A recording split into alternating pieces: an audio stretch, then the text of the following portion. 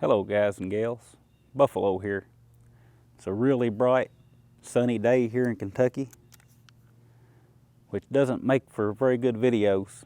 Get all that harsh shadowing and all that stuff, so I'm just going to use the GoPro and make a little short video shooting this Smith & Wesson 640-1 today. This is a J-frame revolver from Smith & Wesson from the Centennial line of revolvers. Hammerless, they're called. Now, obviously it has a hammer. They're called hammerless because it is an internal hammer. It's concealed within the frame of the revolver. But we're going to shoot it a little bit. I've got some 38 Special, some 357 Magnum. You can also shoot 38 plus P, which I don't have any of today.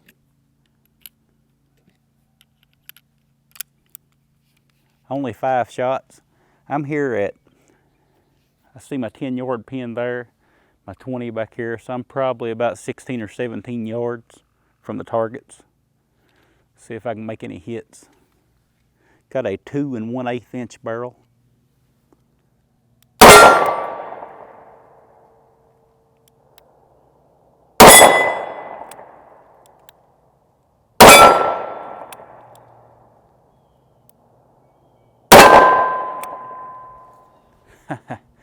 Well, seem to be hitting all right. The recoil is pretty stout on these little revolvers. Not so bad with these 38s, but with the 357 Magnums, and these are 158 grain. These are the FMJ 38 specials here. Not so bad with the 38s, but with the 357, especially a hot, heavy 357 load, can get a little bit uncomfortable.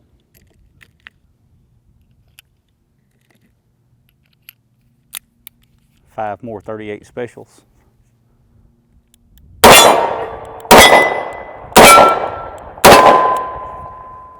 Seems to be hitting just about where I'm pointing at. Ha! I only shot 4 times.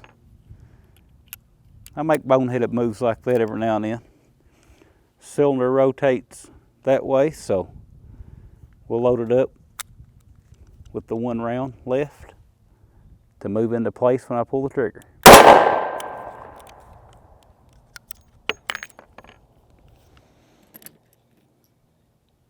Only got a few more of these left, so we'll go ahead and shoot them up.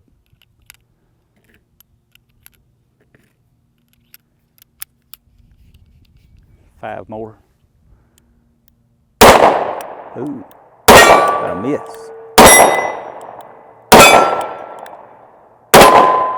Was that 5? Oh yeah. Pretty bad when you can't count to 5. It is a low capacity little unit. A lot of people like more capacity than 5 rounds. But let's face it, if you've resolved yourself to carrying such a small revolver, it's doubtful that you're going to take extra steps to carry speed loaders ready to go. Now, I'm not saying everybody does that. I know there's some of you guys that carry these and carry your speed loaders and you're diligent about it. But for most folks, in my opinion, and from what I've seen in the world, this is a grab and go gun. You're going to carry it as it is.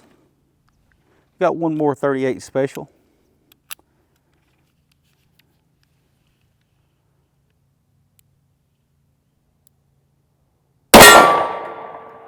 You can almost stage that trigger. It's got just a slight break in it right before the sear lets go of the hammer. All right, so let's move up to some 357 Magnums here. These are 158 grain from Federal. 158 grain jacketed soft point.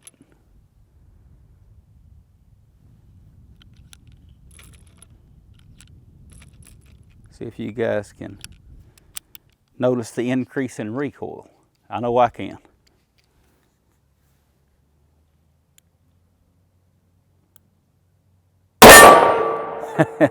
Now I've got a handful.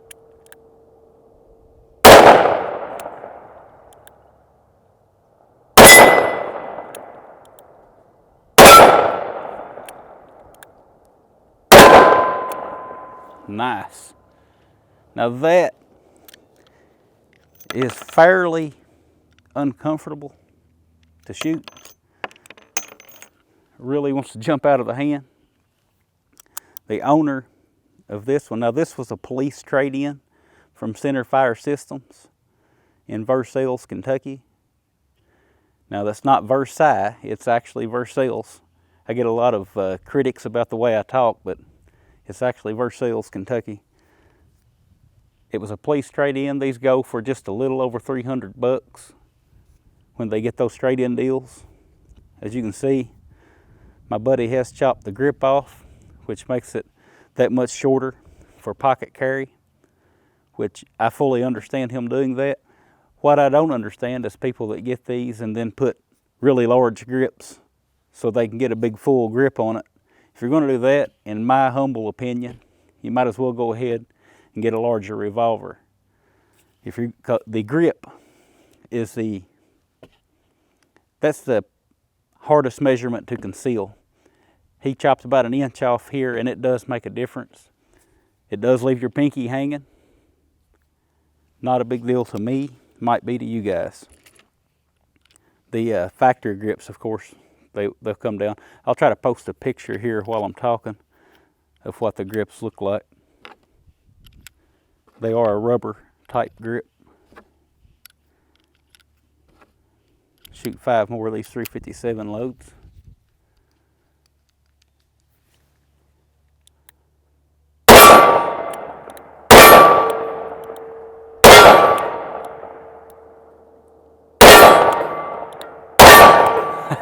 That's starting to hurt a little bit.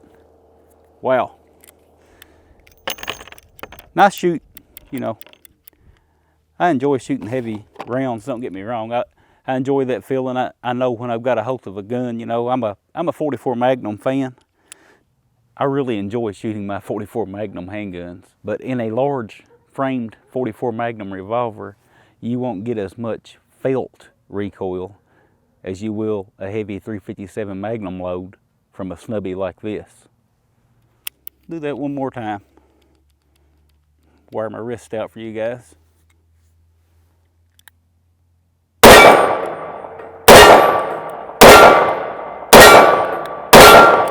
Now, again, we are at about 17 yards here.